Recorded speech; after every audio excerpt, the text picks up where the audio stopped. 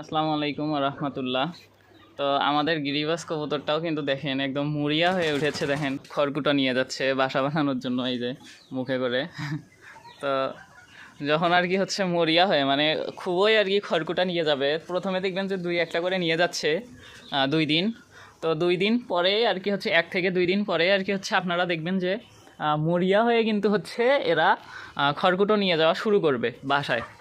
তো যখনই আর কি হচ্ছে মরিয়া হয়ে খড়কুটো নিয়ে যাওয়া শুরু করবে তখন বুঝবেন যে ডিমটা দেবে আর কি 3 দিনেই দিয়ে দেয়। এটাই আর কি হচ্ছে লক্ষ্য করতে পারেন যে হচ্ছে যারা পুরাতন তারা তো জানেনি, আর যারা নতুন তারা আর কি হচ্ছে বুঝতে পারে না। তো নতুনদের জন্য তখন আপনারা হচ্ছে মূলত ভিটামিন ঔষধও দিতে পারেন যেন ডিমের খোসাটা শক্ত হয়। আর যদি ভিটামিন না দেন তাহলে আপনারা এই যে আমি এখানে দেখেন ডিমের খোসা, মুরগির ডিমের খোসা আর কি, দেশি মুরগির ডিমের খোসা ভেঙে এখানে দিয়েছি আর কি। সেদ্ধ সেদ্ধ ডিমের খোসাটা আর কি, সেদ্ধ ডিমটা খেয়ে খোসাটা এখানে গুঁড়ো করে রেখে দিয়েছি। ওরা ওদের ইচ্ছা মতো আর কি যখন ইচ্ছে তখন খেয়ে নেয়। কবুতরকে এভাবে এই লক্ষণগুলো দেখে আর কি বুঝতে পারবেন যে হচ্ছে ডিম দিবে। এই দেখেন এই যে এই যে মুখে এই যে নিয়েছে আর কি তুলে। তো এই যে আবার বাসা আসলো, এই যে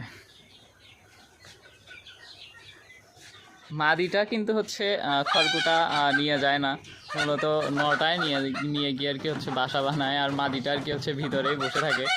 তো এটাই আর কি আপনারা বুঝতে পারবেন যে হচ্ছে ডিম দেবে আর কি খুব দ্রুতই। তো ভালো, এই যে আবার দেখেন বের হয়েছে। তো সবাই ভালো থাকবেন, 5 ওয়াক্ত নামাজ পড়বেন নিয়মিত।